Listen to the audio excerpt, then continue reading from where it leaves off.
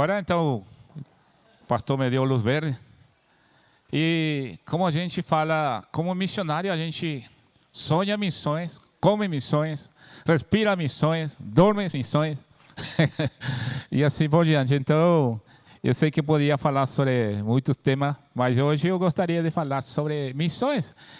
E não sei se de repente tem aqui alguém de boa memória podia recitar-nos Mateus 18, 28, 16 a 20. Tem alguém que podia fazer isso de memória? Mateus 28, 16 até o 20. Se não for possível, então vamos ler, né?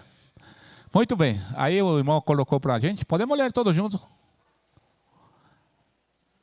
Vamos ler junto então, irmãos?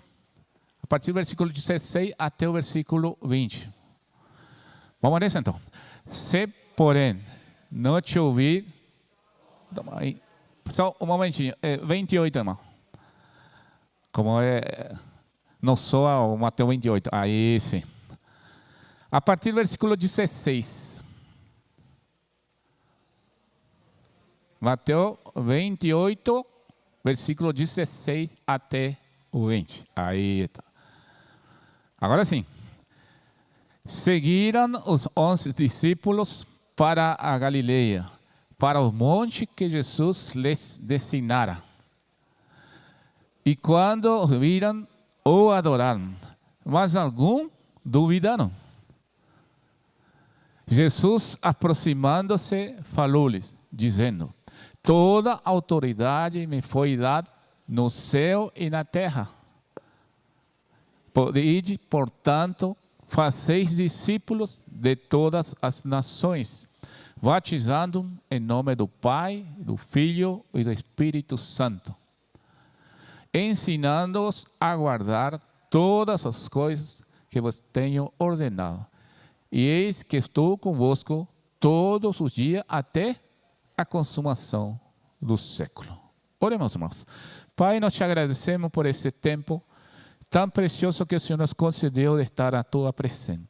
Obrigado pela vida dos irmãos que estão aqui conosco. Abençoe, Senhor Deus, o restante desse dia e tudo o que viemos fazer seja para a honra e glória do teu nome. Em nome de Jesus. Amém.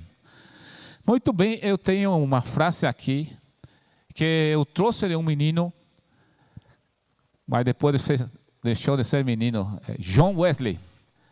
Na sua infância, não sei se os irmãos conhecem a história dele. Era uma família muito grande, por certo. E um dia, na distração, aconteceu um incêndio na casa de Dona Joana e do pai do John Wesley. E todo mundo se preocuparam em tirar daqui as coisas, daqui para lá. E John Wesley estava dormindo. Enquanto isso, o fogo cada vez mais se ia estendendo pela casa. Alguém se lembrou. E pela graça e misericórdia dele, ele foi salvo daquela fogueira. E ele que falou: ganhe tudo o que puder, poupe tudo o que puder, dê tudo o que puder. E eu lembro muito bem quando alguém, por curiosidade, chegou e perguntou para a mãe da John Wesley, e disse assim: Dona Joana, se você tiver outro filho, o que você faria? E aquela senhora, sem pestanejar, disse assim: olha, eu consagraria ao Senhor. E por mais que esse menino foi um menino muito arteiro por todo, mas os irmãos já sabem o quanto ele impactou o mundo. Não somente naquele então, mas nós encontramos resultado do trabalho dele em todo o país, né? Quem é que não conhece a igreja metodista, né? É verdade que hoje também está decaindo muitas vezes, como qualquer igreja também que às vezes esquece da sua roda. E falando justamente dessa questão de missões, eu estava observando, irmão, que facilidade que a gente tem, por exemplo, de às vezes querer trocar a incumbência número 1 que Deus nos concede. A gente sabe, como igreja, qual é a incumbência número 1 que Deus confiou nas nossas mãos, não é verdade? Tem muitas coisas que, como tarefa, como responsabilidade, ou como igreja a gente tem. Mas a incumbência número 1 qual é? É? Exatamente. Mas que facilidade a gente tem para trocar isso, não é verdade? Se esse era o número 1, de repente a gente coloca ali em terceiro, em quarto lugar. Tem uma facilidade de dar essa troca, ou seja, substituir. Ou até mesmo nesse sentido de responsabilidade a gente terceirizar. Hoje tem muito aqui, e isso que vai matando. De repente, uma responsabilidade que teria que fazer, vai para outro, esse por sua vez, e aí vai terceirizando, vai na quarta, e aí se complica, né? Sim, irmão? É.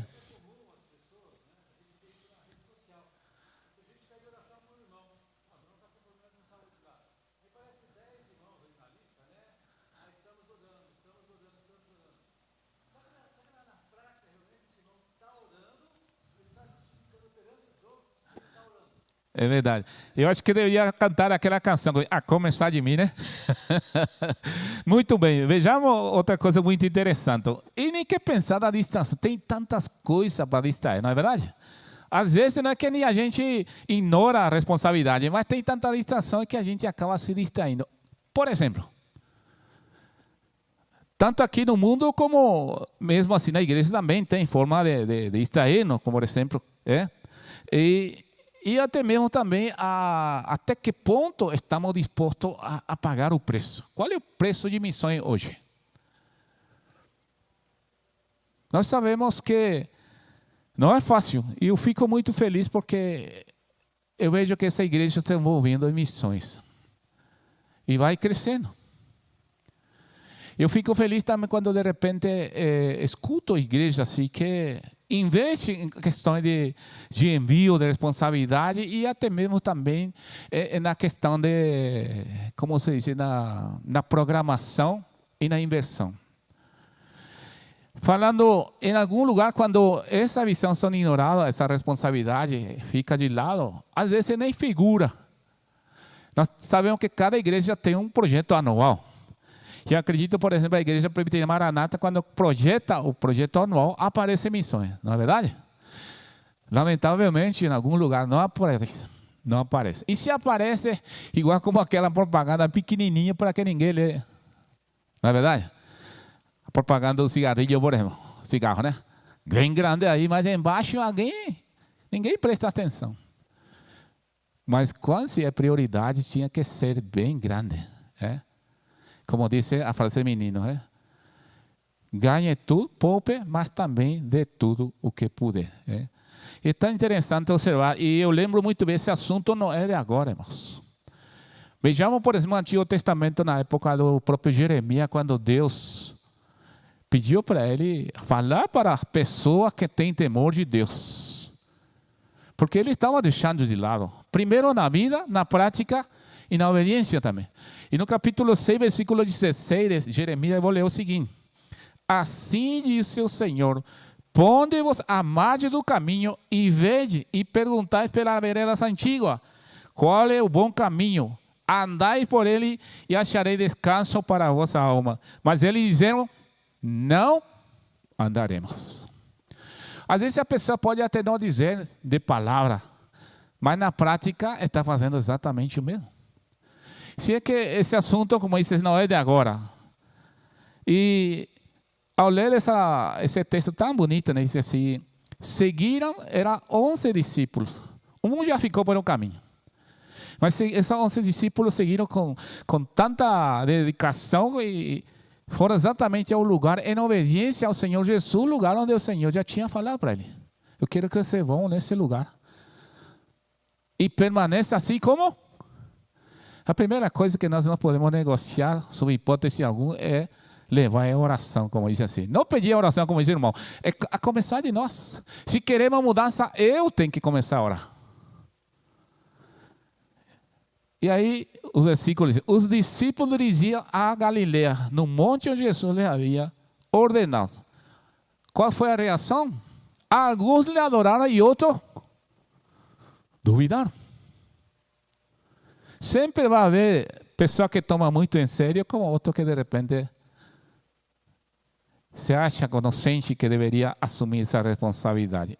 E para não deixar o mestre, graças a Deus, o Senhor Jesus nunca deixa sombra de dúvida, na verdade. O que ele diz o texto? Aproximou-se Jesus dele e lhes disse: toda autoridade me foi dada e na terra. Portanto, interessante que nós sabemos que o id que está aí, ele não está no imperativo, mas dá uma ação contínua. A ideia é exatamente enquanto você... Como é teu nome, irmã? Aline. Aline, enquanto você está indo, fale de Jesus. É interessante que o fazer aparece sim. Aí aparece no imperativo. Fazer discípulo. E eu lembro da palavra justamente aqui. Tem um autor muito conhecido, chama Philip Cave. Ele escreveu um livro sobre a formação de um discípulo. E ele disse uma frase muito interessante, eu vou reproduzir aqui para os irmãos. Disse o seguinte: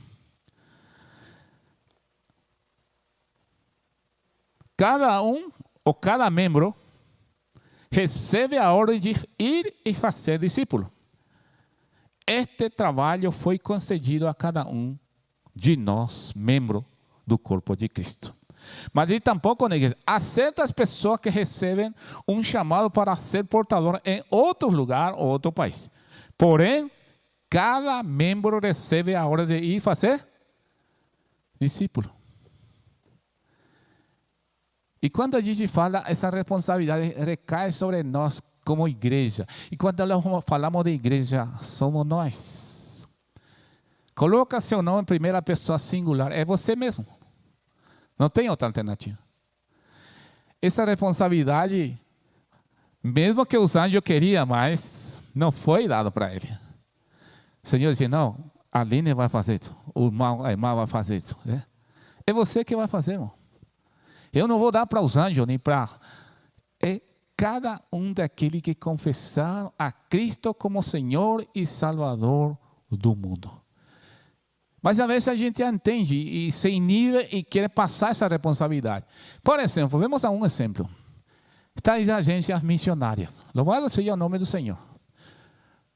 Mas quem manda realmente e quem faz a obra de missões é a própria igreja.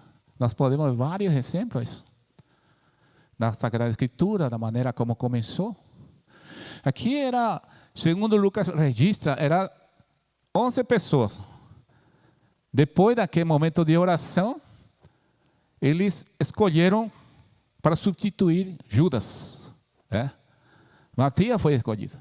E continua a oração até que realmente eles foram revestidos de todo o poder. E Atos 1:8 diz: receberei poder quando venha o Espírito Santo sobre vós e me sereis. O que, irmão? Testemunha. A palavra martírio significa ser possível dar a sua própria vida. Veja o exemplo de Estevão. O primeiro exemplo nesse sentido foi ele. Ninguém podia calar ele, não é verdade? E a única maneira de acalar Estevão foi... Mas que dizia? O sangue desse mártir foi que deu realmente uma verdadeira sementeira. Ninguém podia parar a obra do Senhor.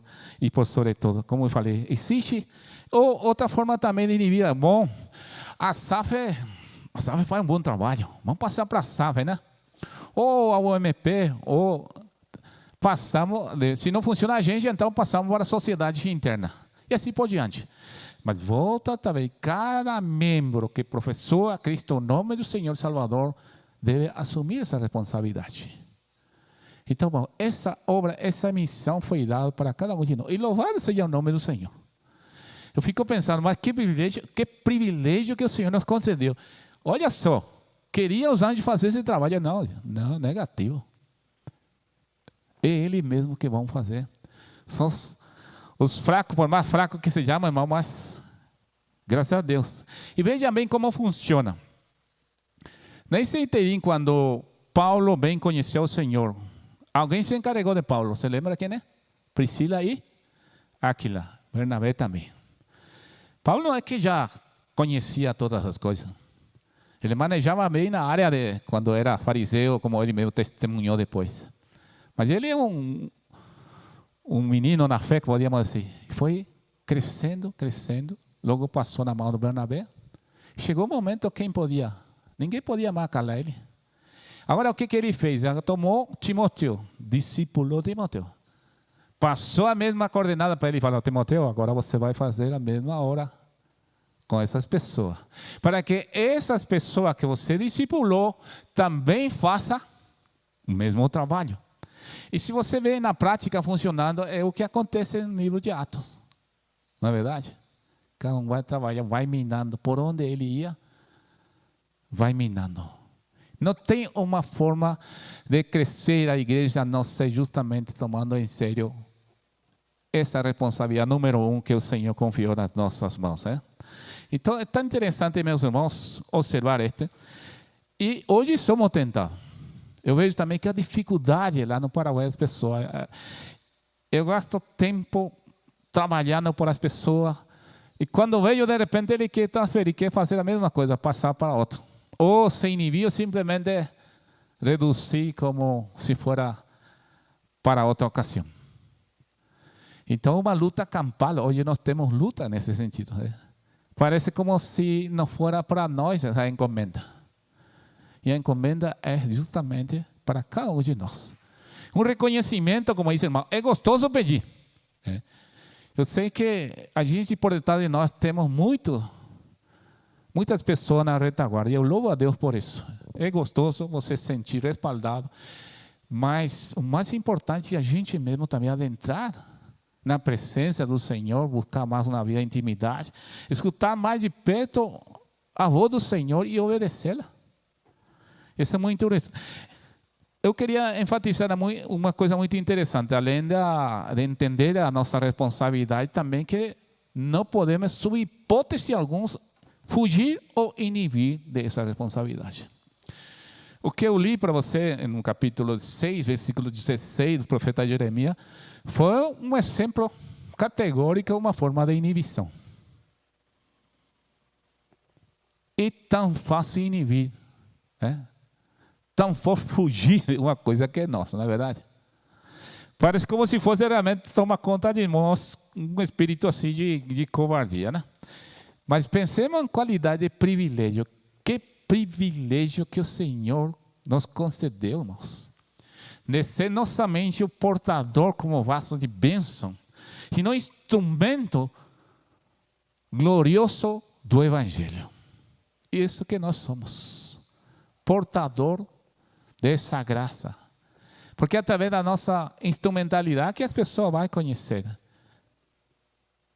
E tem 3 formas de falar isso. Na vida, porque cada um de nós somos carta aberta. E as pessoas não é bobo, até mesmo a criança percebe isso. Você vê uma pessoa que é meio repelente, nem criança fica perto dela, é verdade ou não? Mas quando uma pessoa é de porcilha, tem coisa que oferecer, mostra a sua vida. E a vida do cristão tem que ser assim, irmãos. Então é interessante esta responsabilidade, é um privilégio, mas ao mesmo tempo uma tremenda responsabilidade que nós temos de ser esse instrumento na mão do nosso Senhor. Não sei se todos os irmãos conhecem a esposa do reverendo Agripino, que é nosso secretário executivo, a irmã Mônica Mesquita. Talvez algumas pessoas conheçam aqui. Ela escreveu um livro não muito grosso sobre missões, e eu trouxe uma frase aqui muito interessante. Ela disse assim: missões não é questão de opções, e sim questão de obediência. O Senhor não nos deu opções, irmão. Se quiser, faça assim. Não. Qualquer hora, faça aí. Imperativo, uma ordem. E isso enquanto você está caminhando. Não importa se é no seu trabalho, não importa. Alguma forma a gente está falando do Senhor Jesus. Seja pela vida, seja pelo testemunho, seja pelo falar. 3 formas de dar testemunho: vida, testemunho e palavra. Podemos negar das 3 formas também. Não é verdade?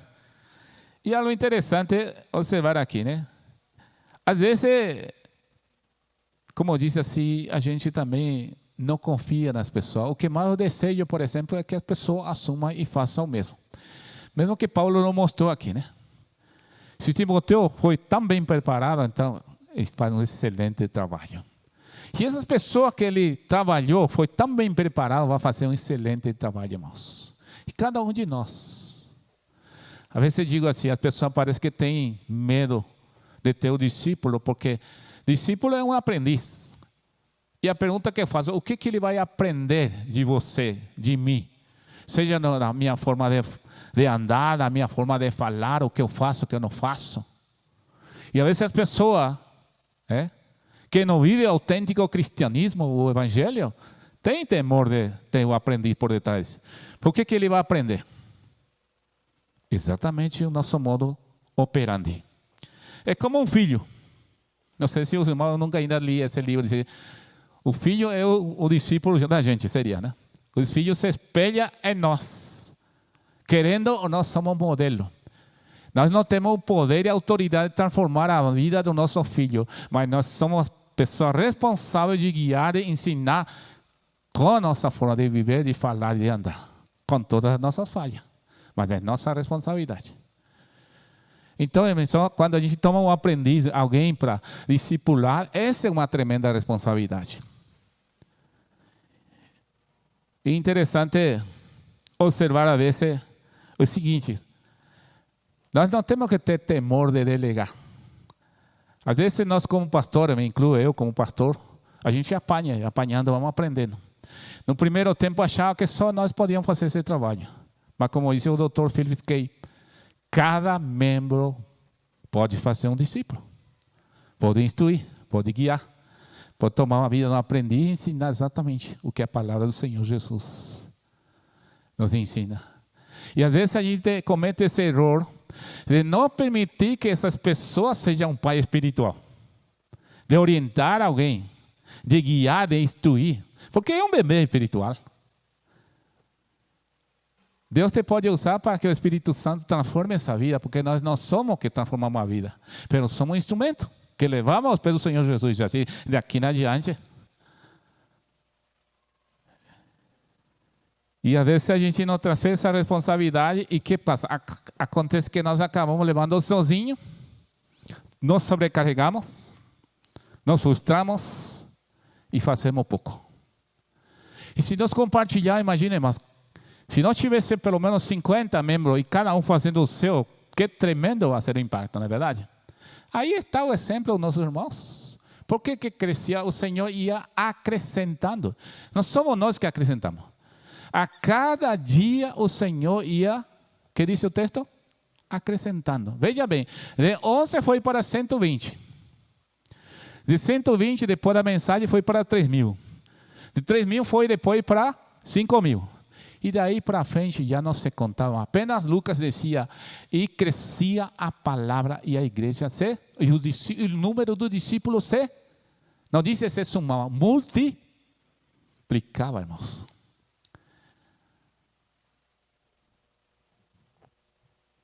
E essa incumbência que o Senhor nos deu, a vezes a gente tira esse privilégio dos nossos irmãos, de poder saborear, de poder trabalhar por alguém, que é tão gostoso. E é gratificante, irmão, de dia de manhã você olhar para trás e ver muitas pessoas seguindo na pisada do mestre.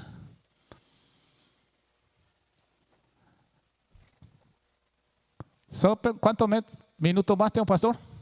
Você vai me guiando aí. Quantos minutos tenho?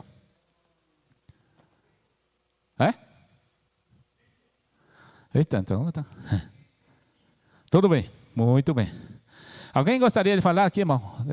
Escola dominical é bom também, a gente... O que diz o irmão? Se o irmão acha que a palavra do Senhor, eu mesmo estou falando coisa meio suspeita, tenha toda a liberdade de falar, irmão, e argumentar. E se o irmão está com razão, nós vamos acatar, não é verdade?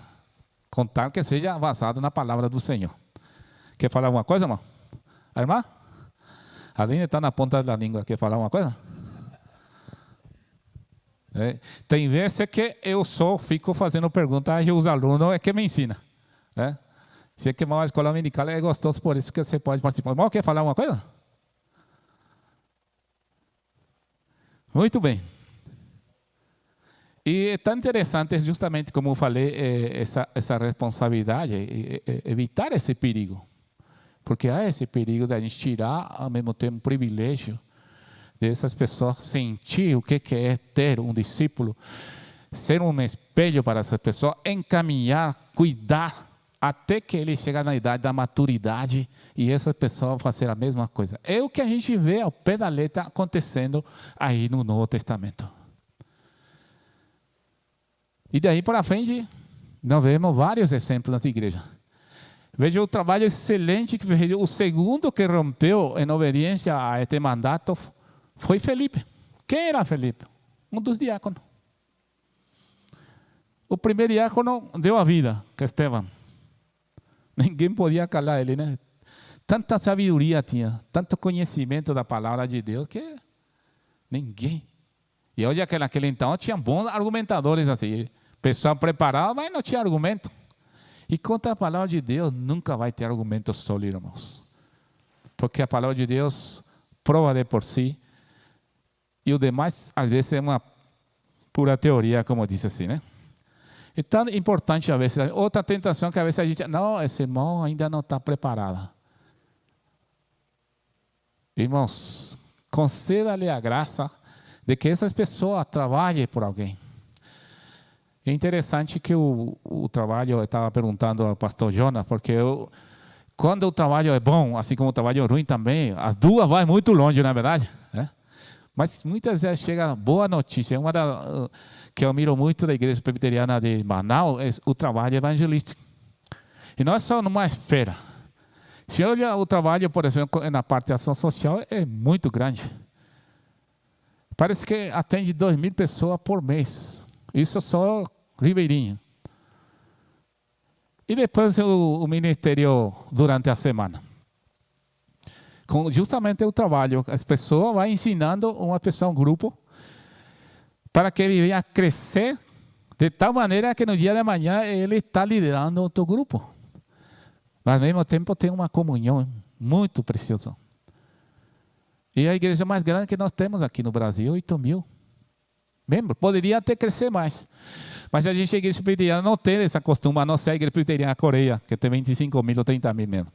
A gente geralmente é 300, 400, 250, 1.000, 2.000. Já é grande para a gente. Nós estamos acostumados a ser uma igreja tão grande, né? Por outro lado, também é mais fácil também de cuidar e de ir abrindo mais trabalho, não é verdade? Então, é gostoso de... Sim, irmão?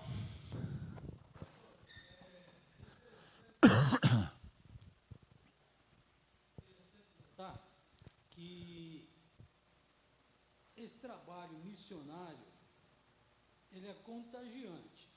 Verdade, irmão. As pessoas se sentem fazendo parte dele. Haja visto os nossos missionários que vão para lugares perigosos, vamos dizer assim, que não podem nem divulgar o nome que está lá, e estão lá. Uhum. Isso é algo que tem na igreja desde o início, quando saíram lá para Jerusalém, aqueles lugares todos. Hoje, o senhor vê isso como uma continuidade desse trabalho? Vai continuar isso? Se somos obedientes, tem que continuar, porque aqui a questão não é o porque eu digo, mas é em obediência mesmo à palavra do Senhor. Porque Deus sempre manda, por isso que diz, missões não é questão, não é opções, senão é uma questão de obediência. E se nós formos obedientes, irmão, não tenha dúvida que tem que continuar firme. O pastor Vladimir, justamente o irmão, o pastor Vladimir Lima é meu sobrinho. E antes de ir no campo, era o menino mais medroso que eu conhecia. La cucaracha, como dizem assim, era um pavor para ele. Esse menino, Deus trabalhou, eu lembro muito bem que foi lá em Santa Rita, levou um grupo de jovens com ele, e Deus começou a tratar a vida dele. E claramente nas mensagens, Deus colocava nas paredes para ele ir no lugar, trabalhar entre os árabes. E a partir de adiante, ele tomou um carinho muito especial pelos árabes, começou a preparar aqui em Fora, em outro lugar, em São Paulo. E o primeiro campo dele foi justamente Oman. 10 anos trabalhou nesse estado de, como dizem, silêncio, mas ele eliminou praticamente esse lugar. Foi descoberto, foi deportado. Graças a Deus que Deus não permitiu que ele morresse. Deus livrou. E antes disse que eles têm o tal de sultão, que é o chefe máximo deles. havia sido, deu ordem que libere, que perdoe ele. Porque o filho desse sultão tem estado nos Estados Unidos e tinha escutado o evangelho e sabe que o cristão não são gente ruim como pintam por nossa costa. E hoje o pastor Vladimir, creo que escreveu um livro contando todos os testemunhos deles. E saiu de Oman, mas deixou a semente ali. Muitos irmãos, ninguém pode parar a hora de Deus, mesmo que ele proíba, esses irmãos encontram a forma de se reunir e estar cultuando o nome do Senhor. E ele está agora no campo de concentração, trabalhando com, não de concentração, entre os refugiados, justamente onde a bala cai toda hora, Iraque.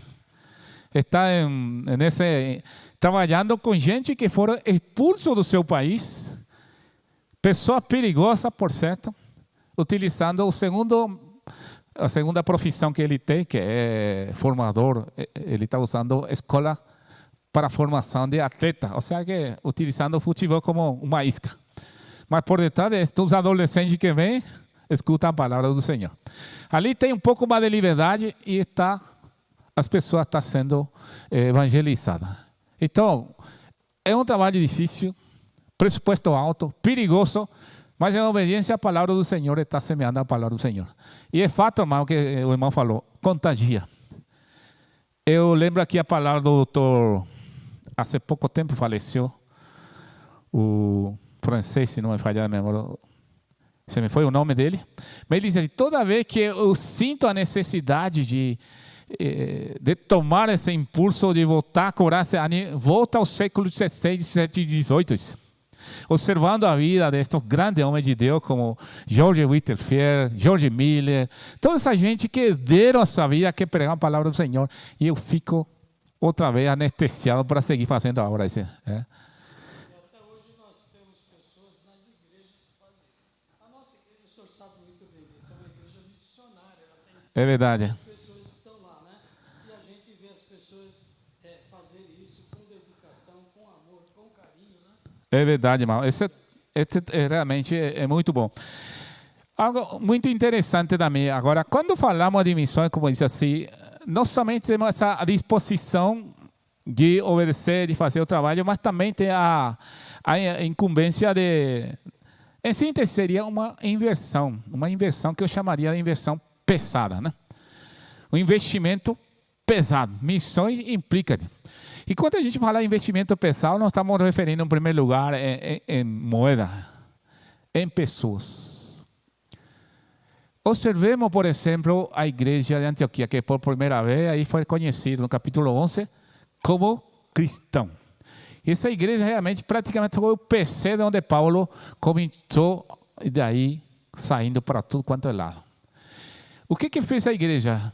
Essa igreja percebia que o melhor que tinha, e sob a direção do Espírito Santo, porque ele disse assim, apartai-me a Saulo e a Bernabé, para a obra a qual eu tenho preparado. Naquele momento, a igreja de Antioquia, o melhor em termos de ferramenta humana, haveria melhor que Paulo e Barnabé? Era o melhor que ele tinha. É bem verdade que tinha mais pessoas, mas naquele momento, essas duas pessoas eram o melhor que ele tinha. E sem, como diz assim, duvidar, eles utilizaram essas duas pessoas. E assim começou a primeira hora missionária. Indo, levando, proclamando, fazendo discípulo, treinando as pessoas, levando aos pés do Senhor Jesus. E assim a igreja ia crescendo cada dia.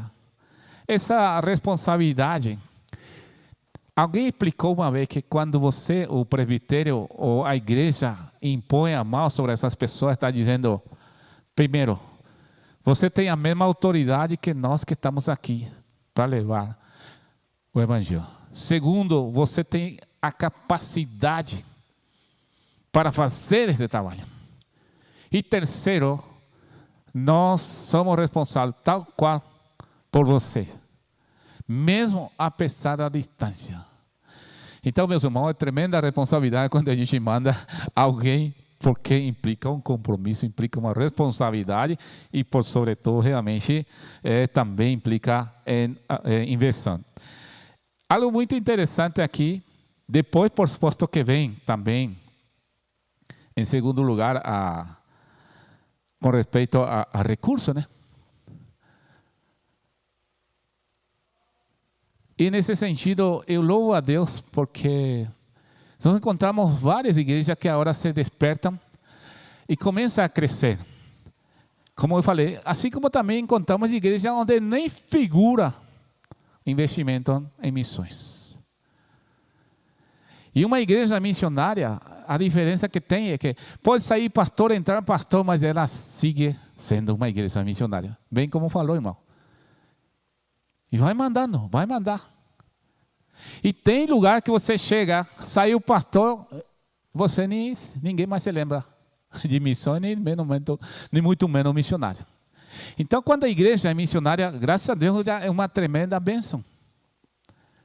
Porque em obediência à palavra do Senhor vai fazendo, e como disse, separar os melhores homens e mulheres, encaminham e enviam e apoiam. E há tanta forma de incentivo. Na oração, escrevendo carta, correio e assim por diante. E chegando até mesmo a visitar. Está feito o desafio, eu falei para tanto o pastor Jonas como o pastor Otoniel, de ir com um grupo, nos visitar, de fazer conosco o trabalho. Porque há uma diferença uma grande diferença é ouvir falar e estar lá. Uma coisa é você ouvir falar, outra coisa é você estar no campo. É diferente. As reações são diferentes. Porque a gente está palpando e vendo as coisas e também se envolvendo. Por essa razão muito importante, irmãos. E a igreja de Antioquia, justamente, com Paulo e Barnabé, viram como um parceiro muito interessante e tinha toda a cobertura quando eles foram. E graças a Deus, o testemunho dessa igreja foi tão impactante que também outra igreja se sumou. A igreja de Filipe também se tornou parceira. E graças a Deus por isso. Paulo, a partir desse momento, já tinha outro apoio mais, que era a igreja do Filipe, que tem alegrado muito o coração dele. Né?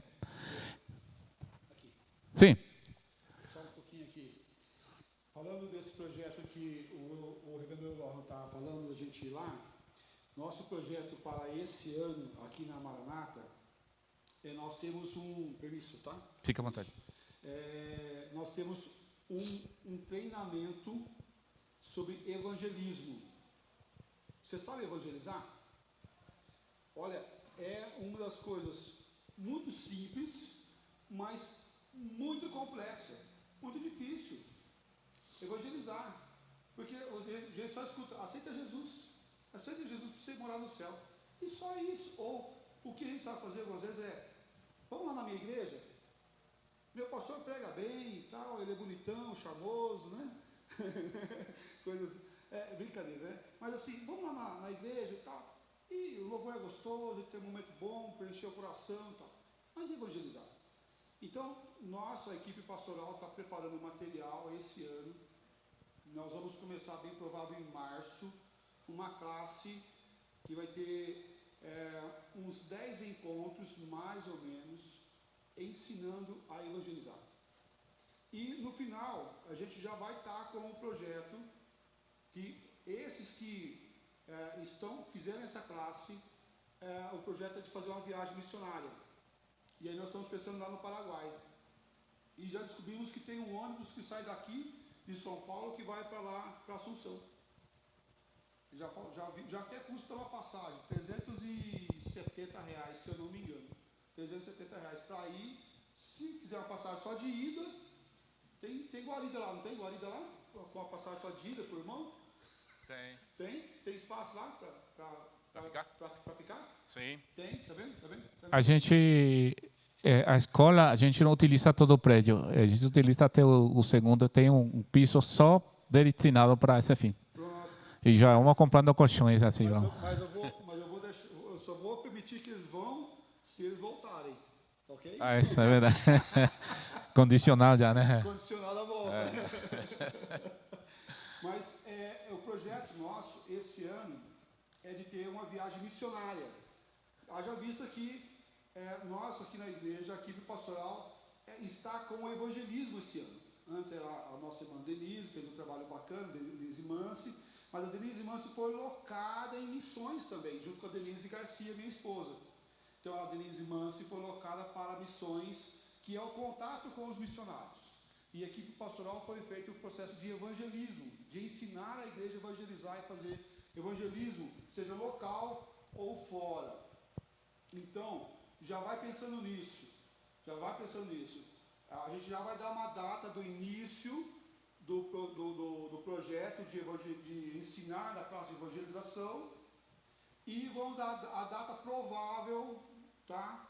Já em parceria com o reverendo Eulório, da viagem missionária.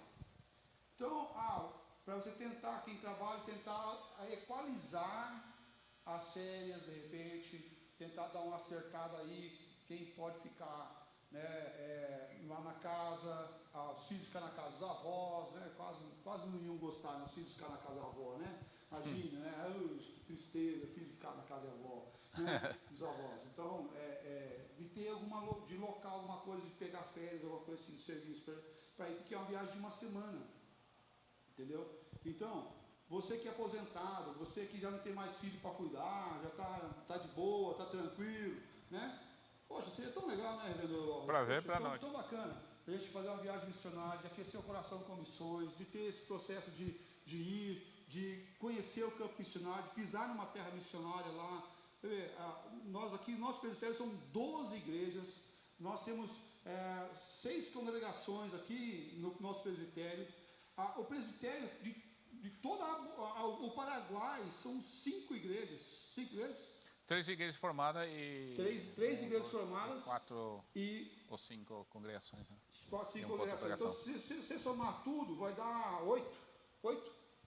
8. Sim. Nosso presbitério é 12, só o nosso presbitério. O ABC, então, é 30 igrejas. Então, nós temos muito a colaborar com o nosso trabalho lá no Paraguai. E esse trabalho, não sei se os irmãos lembram, mas esse trabalho lá no Paraguai iniciou com o irmão dele, o Bonaventura, que era do nosso presbitério, e que foi instigado pelo nosso presbitério a abertura lá do trabalho no Paraguai.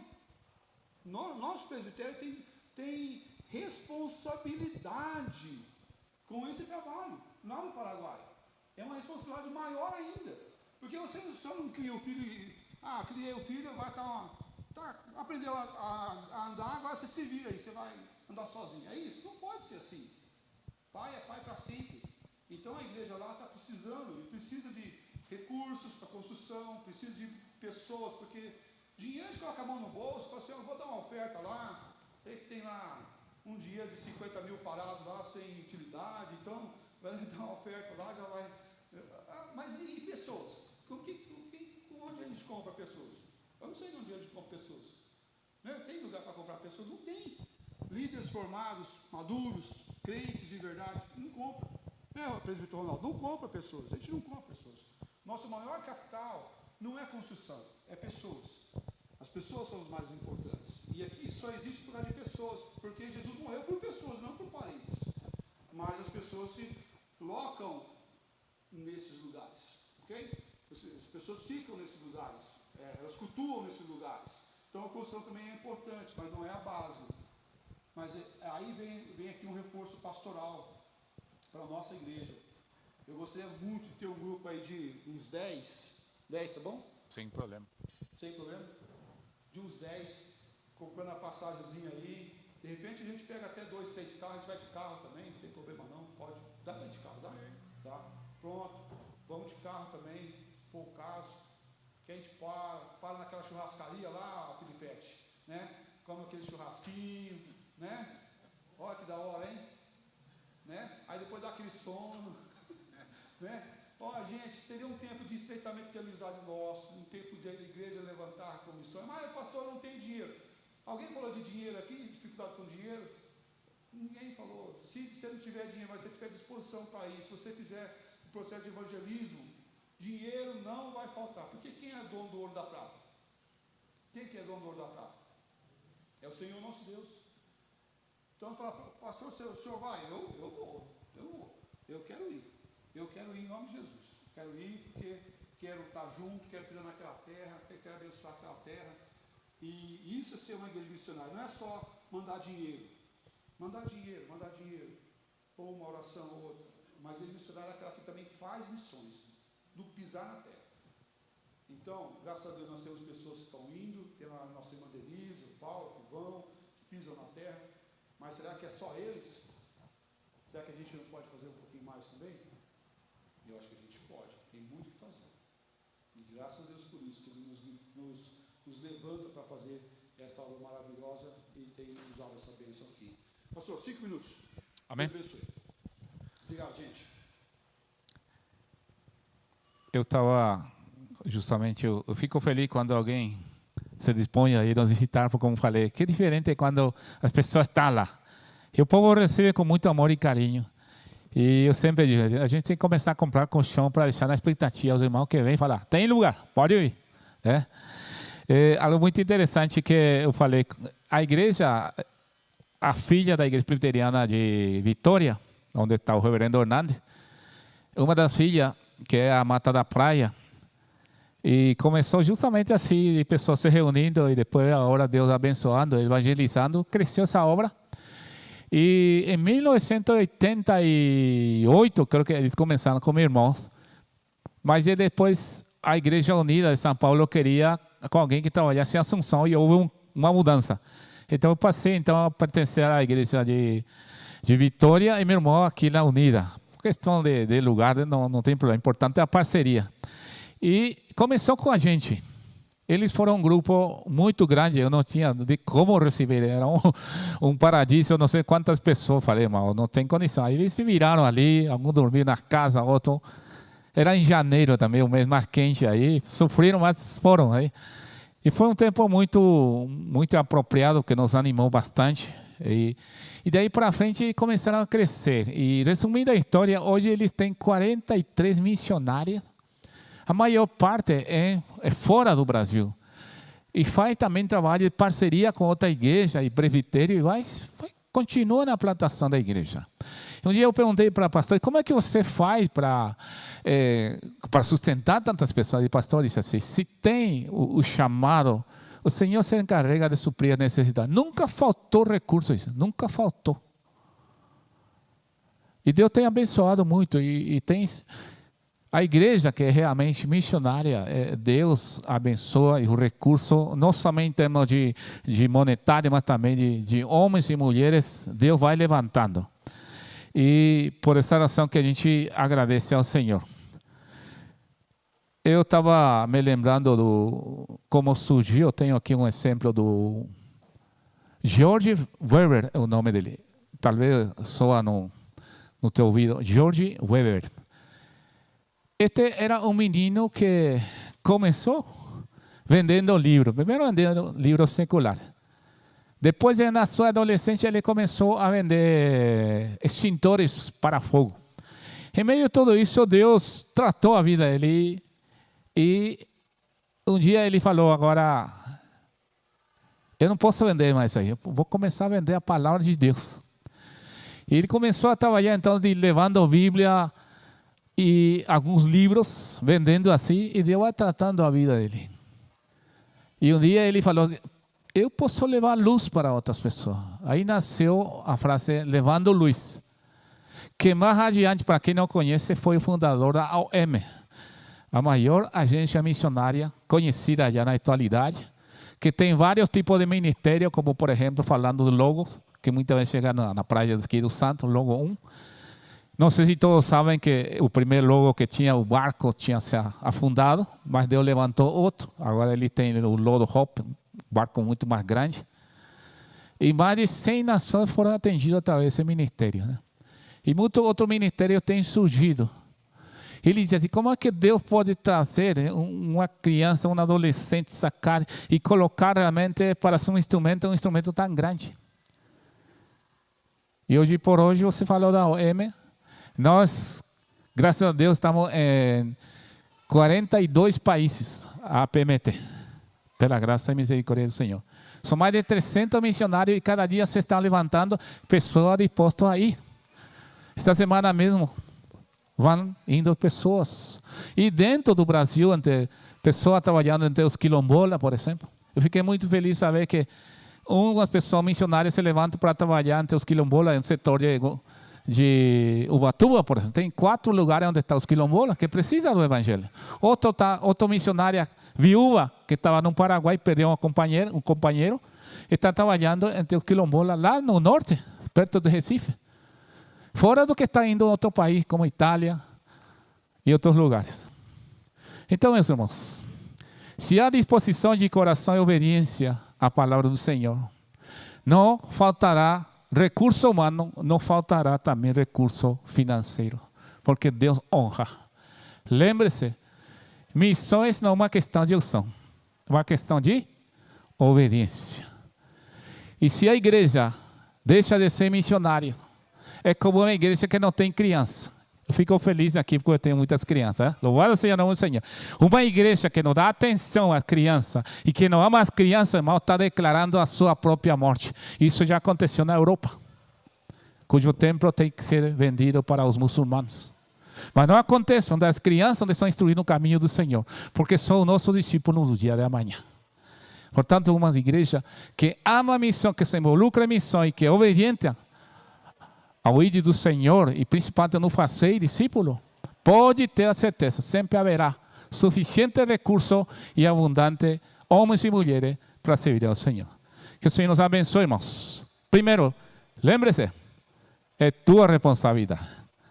É proibido transferir, é prioridade. Tampouco pode inibir-se. E por último, vamos investir pesadamente em missões, seja em recurso humano, ou seja, em finanças. E o Senhor haverá de honrar. Que Deus abençoe nessa manhã. Amém. Podemos orar? Pai, em nome de Jesus, nós queremos te agradecer por essa igreja, pela existência, pelo seu trabalho, pelo amor, pelo tudo que tem sonhado e tem feito, Senhor, para o louvor da sua glória. Nós queremos que o Senhor continue abençoando, Senhor, a visão dessa igreja, que continue plantando, Senhor Deus.